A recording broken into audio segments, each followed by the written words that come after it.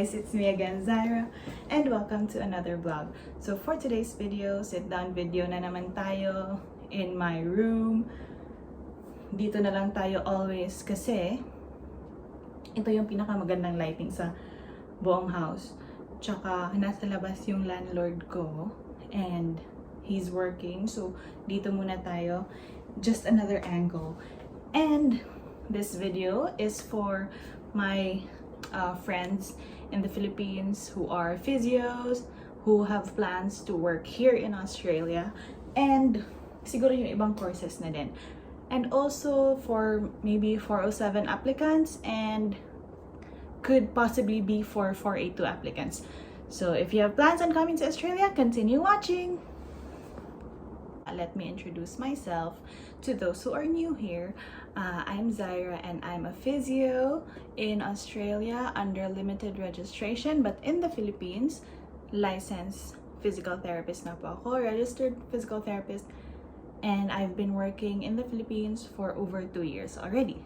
Okay, so yung pag-uusapan natin ngayon, guys, is the steps that I took para maging physio dito sa Australia. Alright? There's a butterfly outside. Okay. So first step, ginawa ko is gumawa ako ng account in the Australian Physiotherapy Council. You can look into it sa Google. You could just search it and it will appear.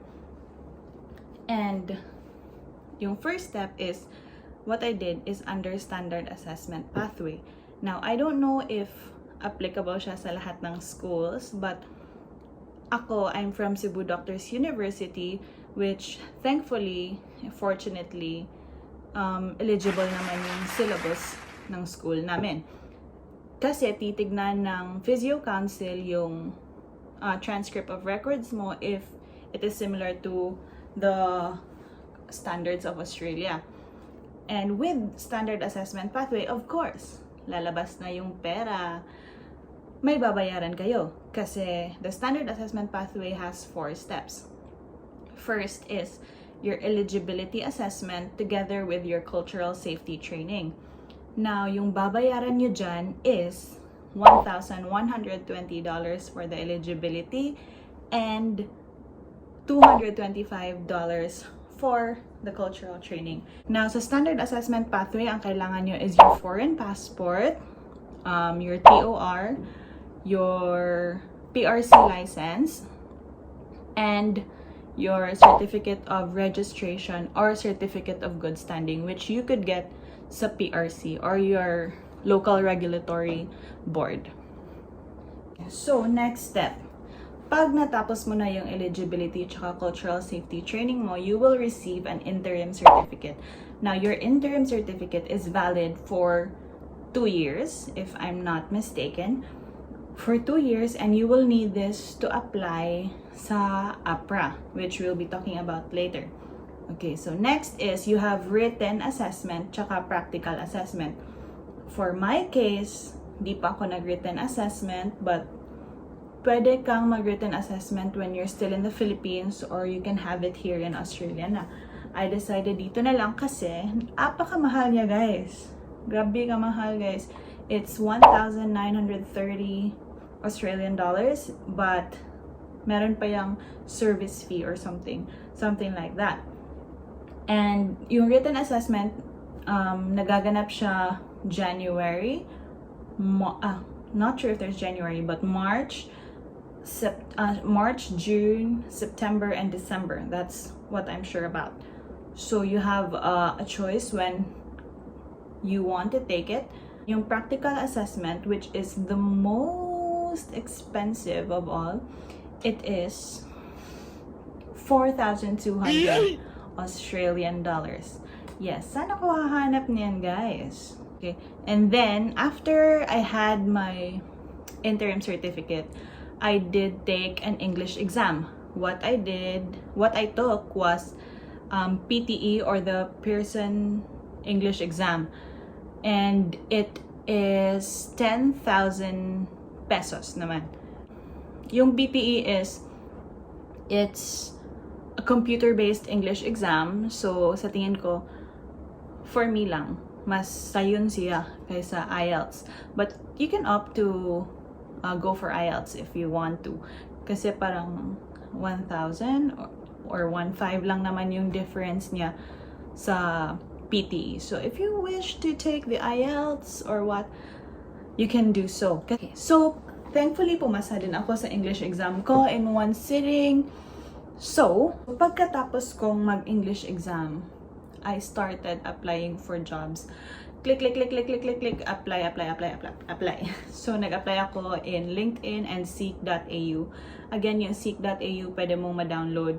Similar with LinkedIn. It's similar with LinkedIn. You just need to make a profile, attach your resume, and your cover letter, and mahahanap mo na doon lahat ng available jobs in Australia. Now, for the physios na katulad ko, under limited registration pa tayo, you could put in the keyword limited registration, and then parang may choice dun sa third box na for rehabilitation something. Di ko na maalala, basta yun. You could just type in those keywords and lalabas lahat. When you click on, let's say, may nahanap kayong potential or like a location that you prefer. When you click on that, lalabas yung mga hinahanap ng company, all their qualifications, and if they would sponsor 4A2 visas. Pero yung iba, di naman nila nilalagay na we do sponsorships or what. So, you know, just try your luck on. So, yun. After which, when I got the job, I got the position, I signed my contract, doon na nagsimula yung APRA application ko, tsaka visa lodging ko. For APRA, that is the Australian Health Practitioner Regulation Agency. Tas. Okay. Let me start with APRA muna para PT lahat. So, yung mga hindi naman physio, you could just skip to the next few minutes, then doon ako magsisimula sa visa lodging, visa 407 and 4A2 requirements. So for the APRA, maraming kailangan. You cannot apply for yung APRA, dito na yung registration mo. Para maging limited registration ka na physio, you will be able to practice under supervision here in Australia. So marami ding requirements. And yung requirements dito, kailangan certified copy. So sa APRA, I passed my certified copies of my passport, my interim certificate, my transcript of records, and my diploma. And also my certificate of registration. So yun ang mga certified copies. Yung kailangan yung ipanotaryo, notarized statements, right? Okay. And then, also kumuha ako ng certificate of good standing from PRC again kasi nag-expire na yung last ko. It's about 85 pesos lang ata. So, kayang-kaya nyo yan. So, I got my good standing, and you will be the one to, yung PRC na mismo ang mag-i-email ng good standing mo to APRA. Kasi need nila na directly from the regulatory board ang mag-i-email sa kanila. I will try to put down if I could still find the email na to whom I sent it to. Kasi minsan nanghihingi yung PRC ng email, but they already have it kasi ang dami namang nag-a-apply. So they probably know it already. Okay? And then work history. So sa work history, yung COE mo from your previous company, because if I may have not mentioned from the previous vlog, you need at least 1 to 2 years of experience. Yung sa 407, you need at least 1 to 2 years. With 4A2, you need at least 2 years of experience. Yun lang ata pinagkaiba nung requirements ng 407 tsaka 4A2. The rest are pretty much the same. Gusto kong coffee, guys. Sorry ay. Problema. May problema. Okay. Balik. Next is your PTE results. So, yun sa PTE results, kasi with the PTE, gagawa ka din ng account online.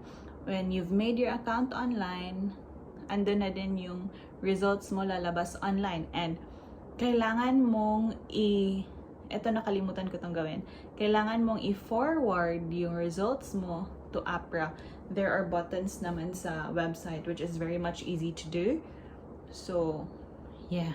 Next is professional indemnity insurance. Eto, wala naman akong binayaran kasi when you become a member, after you've gotten your interim certificate, you have free professional indemnity insurance naman. Next is, eto na yung need ng employer, which is the details of your supervised practice, Form A and Form B. Yung employer na magsisend out sa'yo ng form. And then, also your job description with your offer letter from the company. And then, kailangan yung magbayad naman another payment, which is $148 for the registration fee and $126 for the application fee. But for New South Wales applicants, I think 106 Australian dollars lang yan. And then lastly, you're gonna need a signed ALRP 66 form. That's the form, application form nung APRA registration nyo. Okay, so yun na lahat ang sa APRA na requirements. So this part will be for the visa applicants, visa 407 or 482 applicants, because it's pretty much similar. And tsaka yung kaibigan ko na nag-visa 482, yun din naman yung finalo ko na requirements. Yung lahat ng sinendya, yun din ang ginawa kong checklist sa pag-apply na ang visa 407 ko. So when I had my nomination, it was approved for 2 to 4 weeks, pero mabilis lang ata yun kasi nung sinabihan ako na they are ready to send out my nomination, I received the email like few days after, or maybe 2 weeks. Sige, 2 weeks siguro, just to be sure. So I have a list here, guys. Look at that, and my best friend. So I have the list sa mga requirements nung visa 407 or 482. So first, your identity documents, which is supposed to be colored when you scan it. Kasi lahat scanned lang, online lang lahat ginawa ko. And I scanned my documents gamit yung phone ko lang. Okay, again, identity documents. So you're gonna need your passport page, bio page, yung my picture, birth certificate, which also needs to be certified if it's a photocopy. But if you have the original birth certificate, it's okay. I had my original one, so yun ang in-upload ko. Your certificate of health insurance cover in Australia. Yung kinuha ko is from Bupa. I don't know how you say it. It's Bupa. And the cheapest option, it was $99, 99 Australian dollars. And whatever character documents you have with you. You can upload up to, I think, 60 documents. You also need your NBI clearance, of course, NBI, but meron din yung validity, so you're gonna get it. Mabilis lang naman, 1 day appointment lang naman yun. So make sure to get it if malapit na talaga, kasi malapit na kayong mag-lodge kasi there's an expiration date. Next is your ICHC or International Criminal History Check. Ito yung in Australia naman ay sa website you have choices kung saan kayo kukuha nung criminal history check nyo. I got mine from AIS. It was, oh my god, di ko nasulat yung price. Maybe 3,000 pesos in peso. 3,000 to 4,000. Yeah. And may expiry din yun. So you have to get it when it's close to your lodging time. Kasi online lang naman din kukunin. So pretty much easy din. Next is your skills and experience documents. So di tayo pwede mag-apply na walang experience. Unless, kaya yung mga fresh grad from the Philippines, mostly yung choice nila is for a student visa.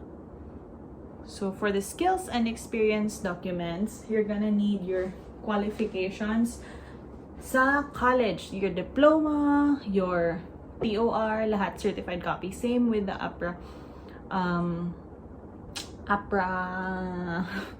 Same sa APRA nga kuan. Nanawag akong ate. Hi! I won't answer you. I will answer you later. Nag-video ko. Hi sa sigtawag. So, your TOR and Kamamvaluch.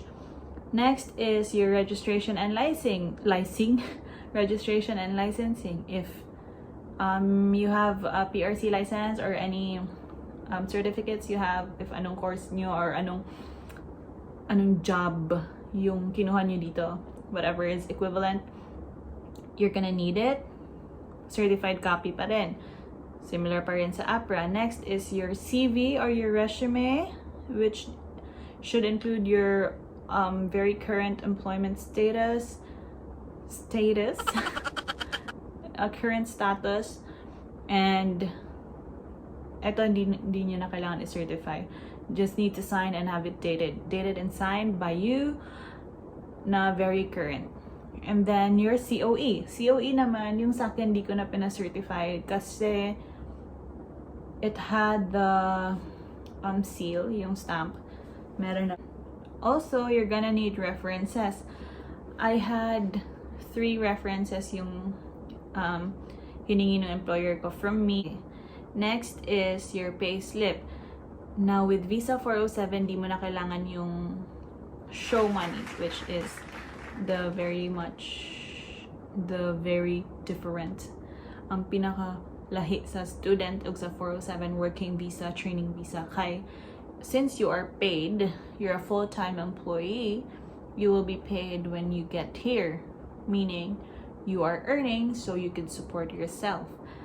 With student, you're mostly studying, so kailangan ng show money. With this, di mo na kailangan ng show money, so yung financial evidences ko that I could support myself, I uploaded 3 of my very recent payslips from the company that I worked with previously.